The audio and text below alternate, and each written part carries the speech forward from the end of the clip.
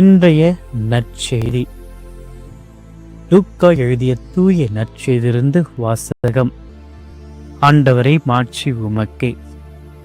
ஆண்டின் புதுக்காலம் 33ஆம் வாரம் வியாழனன்று 19வது அதிகாரம் 41 44 வசனங்கள் முடிய.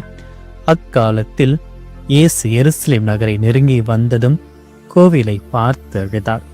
இந்த நாளிலாவது அமைதிக்குரிய வழியை நீ அறிந்திருக்க கூடாதா? ஆனால் இப்பொழுது அது உன் கண்களுக்கு மறைக்கப்பட்டுள்ளது. ஒரு காலம் வரும், அப்பொழுது உன் பகைவர்கள் உன்னை சுற்றி அரண் எழுப்பி உன்னை முற்றுகையிடுவார்கள். உன்னையும் உன்னிடத்தில் உள்ள உன் மக்களையும் எப்பக்கத்திலுமிருந்து நெருக்கி அழித்து உன்னை தரைமட்டமாக்குவார்கள். மேலும் உன்னிடம் கற்கள் ஒன்றின் மீது ஒன்று இராதபடி செய்வார்கள். ஏனெனில் கடவுள் உன்னை தேர்ந்து வந்த காலத்தை நீர் அறிந்து கொள்ளவில்லை என்றார்.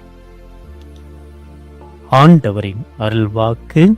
கிறிஸ்துவே உமக்கு புகழ். இயேசுவில் பிரியமான சகோதர சகோதரிகளே, தமிழ் கத்தோலிக்க யூடியூப் சேனலின் அன்பு பிள்ளைகளே, உங்கள் ஒவ்வொருவரையும் இறைவன் நிறைவாக ஆசீர்வதிக்கவும் உங்களுடைய தேவைகளை அவர் நிறைவேற்றி தரவும் உங்களுக்காக செபிக்கின்றேன். இன்றைய நாளின் நற்செய்தி வாசகமானது ஒரு வித்தியாசமான ஒரு பகுதியை நமக்கு வழங்கியிருக்கிறார் லூக்கா நற்செய்தியாளர். எருசலேம் நகரை பார்த்து இறைமகன் இயேசு அழுவதை நாம் காண்கின்றோம். இது வெறும் சாதாரணமாக அமைதியான முறையில் அழுகின்ற ஒரு அழுகை அல்ல, சத்தம் போட்டு மனம் வெம்பி வருந்தி அழுகின்ற ஒரு அழுகை.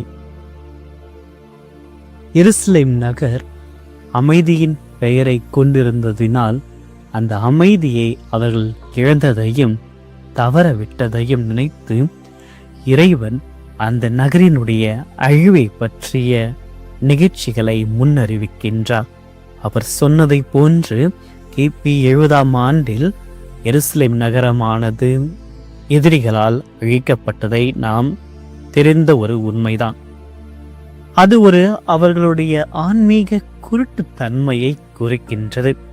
அந்த மக்கள் கடவுளை கண்டும் காணாதவர்களாய், அவருடைய குரலை கேட்டு அறிவுரைகளை கேட்டு கேளாதவர்களாய் மாறி வாழ்க்கையில் மனம் மாற்றத்தை ஏற்றுக்கொள்ளாமலும் விண்ணரசை ஏற்றுக்கொள்ளாமலும் விண்ணகத்திலிருந்து வந்த அந்த அமைதியின் அரசரை ஏற்றுக்கொள்ளாத பல காரணங்களினால் இன்று அந்த நகரமானது அழிவதை இறைவன் கண்டு அதை நினைத்து அழுகின்றார். எருசலேம் என்றால் அமைதி என்று அதை கூட அவர்கள் ஏற்றுக்கொள்ளாமல் பாவத்தினால் பலவிதமான செயல்களை அவர்கள் மேற்கொள்கிறார்கள். இறைவன் அழைக்கின்ற விழுக்கின்ற ஒவ்வொரு அழைப்பினையும் நிராகரித்து அவரையும் நிராகரிக்கின்ற ஒரு நகரமாக எருசலேம் நகரமானது இருக்கின்றது. ஆக அவர்களுடைய அந்த ஆன்மீக பார்வையின்மையை நினைத்து கவலை கொண்ட இறைவன் இன்று நம் ஒவ்வொருவரையும் காண்கின்றார். அதே போன்ற ஒரு நிலைமை நமக்கும் ஏற்படுமா என்ற ஒரு கேள்வி நமக்கு எழும்பலாம். இன்றைய நாளில் இந்த எருசலேம் நகரை ஒரு உதாரணமாக எடுத்துக்கொண்டு நாம் ஒவ்வொருவரும் எவ்வாறு இறைவனுக்கு ஏற்ற பிள்ளைகளாக வாழ்ந்து கொண்டிருக்கின்றோம். ஆண்டவருடைய 2ஆம் வருகையை பற்றி விவரிக்கின்ற இந்த காலகட்ட வாசகங்களை நாம் படித்து கேட்டிருக்கின்ற பொழுது, பல முறைகளை கேட்டுக்கொள்கின்ற பொழுது, எவ்வாறு நான் ஆண்டவருடைய 2வது வருகையை எதிர்கொள்ள தயாராக இருக்கின்ற போகிறோம், அல்லது எத்தகைய விழிப்புணர்வில் ஆண்டவருடைய வருகை என்னுடைய வாழ்க்கையில் ஒரு மாற்றத்தை விதைக்கப் போகிறது என்று நாம் சிந்திக்க வேண்டும். ஆக அதை நாம் உணர்கின்ற பொழுது, அதை நாம் ஏற்றுக்கொள்கின்ற பொழுது, நல்ல எண்ணங்களினாலும் செயல்களினாலும் நம்முடைய வாழ்க்கையை நாம் புதுப்பிக்க வேண்டும். அன்று அந்த எருசலேம் மக்கள் அவர்கள் இழந்த அந்த வாய்ப்பினை நாமும் இழக்காமல் நமக்கு அருளப்படுகின்ற ஆண்டவருடைய இறையரசுடைய வாய்ப்பினை நாம் பயன்படுத்த வேண்டும், தவறாமல் ஏற்றுக்கொள்ள வேண்டும். ஆண்டவரை புறக்கணித்ததுதான் அந்த எருசலேம் மக்கள் செய்த மிகப்பெரிய பாவம். அவர் வருகையே அவர்கள் புறக்கணித்தார்கள். மெஸ்ஸியா அரசு வாழ்க்கையில் வருகின்ற ஒரு நபராக இருப்பார். தங்களை ரோமிய ஆதிக்கத்திலிருந்து விடுவிப்பார் என்று எதிர்பார்த்து கொண்டிருந்த மக்களுக்கு அமைதியின் வேந்தனாக ஒரு ஏழை குடிசையில் பிறக்கின்ற ஒரு இறைமகனை அவர்கள் ஏற்றுக்கொள்ளவில்லை. ஆக அவருடைய வருகையை அவர்கள் ஒவ்வொரு முறையும் புறக்கணித்தார்கள். அதுபோன்று நாம் இல்லாமல் இன்று நம் ஆண்டவர் நம்மை தேடி வருகின்ற ஒவ்வொரு வருகையை நாம் ஏற்றுக்கொள்ள வேண்டும். அதற்காக நம்மையே நாம் தயாரிக்க வேண்டும். நம்முடைய வாழ்க்கையில் இறைவன் பல மனிதர்களின் ரூபங்களிலும் பல சூழ்நிலைகளின் மூலமாக சந்திக்க வருகின்றார். நம்முடைய வாழ்க்கையோடு வாழ்வதற்காகத்தான் இம்மானுவேல் கடவுளாக அவதரித்து கடவுள் நம்மோடு வாசம் செய்கின்றார். ஆக அவர் தருகின்ற அமைதியின் வாழ்க்கையை நாம் பல நேரங்களில் ஏற்க மறுக்கின்றோம். எருசலேம் மக்களை போன்று ஆண்டவருடைய குரலுக்கு செவிக்கொடாமல் அவருடைய பிரசன்னத்தை ஏற்றுக்கொள்ளாமல் பல விதத்தில் பாவங்களை செய்கின்றோம். மனம் திருந்த ஒரு வாழ்க்கை இறைவன் அளித்தாலும் அதை விட்டு நாம் விலகி செல்கின்றோம். அன்பு, இரக்கம், மன்னிப்பு இவை போன்ற ஒரு நல்ல எண்ணங்களால் நம்முடைய வாழ்க்கையை நாம் மீண்டுமாக கட்டி எழுப்ப வேண்டும். நம்முடைய வாழ்க்கையை நாம் புதுப்பிக்க வேண்டும். ஆண்டவர் நம் ஒவ்வொருவரையும் அரவணைக்கவும் ஆசீர்வதிக்கவும் ஒவ்வொரு முறையும் வந்து கொண்டுதான் இருக்கின்றார். நற்கருணை பலியின் வழியாக, நாம் ஜெபிக்கின்ற வேண்டுதலின் வழியாக, வாழ்க்கையுடைய பல சூழ்நிலை வழியாக நமக்கு அமைதியை, மகிழ்ச்சி, வெற்றியும் தருகின்ற இறைவனாக நம்மை நோக்கி ஒவ்வொரு முறையும் வருகின்றனாக நாம் கனி தருகின்ற மரங்களாக இன்றே செயல்பட வேண்டும். ஆண்டருடைய ஒவ்வொரு பிரசனத்தை நாம் உணர வேண்டும். அவர் நம்மை நாடி வருகின்ற ஒவ்வொரு நிலையையும் ஏற்றுக்கொள்ள வேண்டும். அவருடைய மதிப்பீடுகளை ஏற்றுக்கொள்ள வேண்டும். ஒவ்வொரு முறையும் நாம் ஒவ்வொரு நாளை துவங்குகின்ற பொழுது இன்று ஆண்டவருக்கு உகந்த வாழ்க்கையை நான் எவ்வாறு வாழப்போகின்றேன் என்ற ஒரு சிந்தனையில் தொடங்கி அதற்கான முயற்சிகளை மேற்கொண்டு ஒவ்வொரு முறை ஒவ்வொரு சூழ்நிலைகளையும் இறை பிள்ளைகளாக, இறைவன் விரும்பும் அன்பு பிள்ளைகளாக, மன்னிக்கின்ற பிள்ளைகளாக, இரக்கத்தின் பிள்ளைகளாக நாம் வாழ்கின்ற பொழுது நம்மை பார்த்து இறைவன் அழமாட்டார்.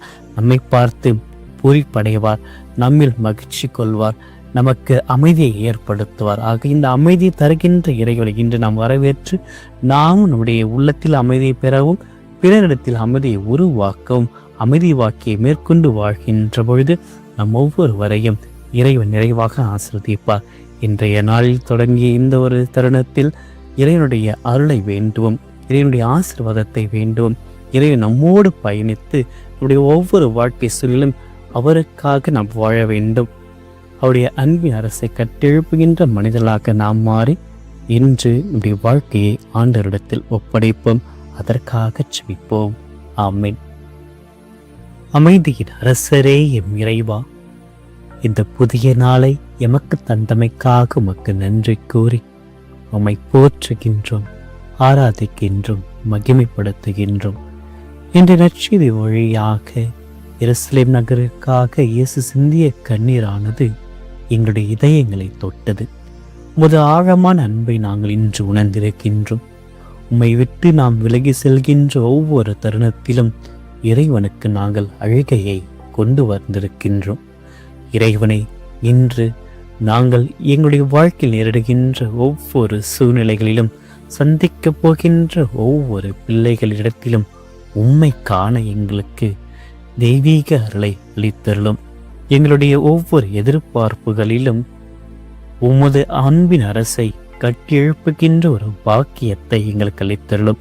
இத்தனை ஆண்டுகளாக, இத்தனை மாதங்களாக, இத்தனை நாட்களாக உமது அன்பை சுவைக்காமல் உம்மை நாங்கள் காணாமல் குருட்டு வாழ்க்கையில் பார்வையற்ற ஒரு வாழ்க்கையாக நாங்கள் வாழ்ந்து பல நல்ல தருணங்களை இழந்திருக்கின்றோம். ஆகவே இன்று முதல் எங்களுடைய அன்றாட வாழ்க்கையில் அமைதியான தருணங்களை உருவாக்குகின்ற ஒரு கருவிகளாக எங்கள் ஒவ்வொருவரையும் ஆசீர்வதித்தருளும்.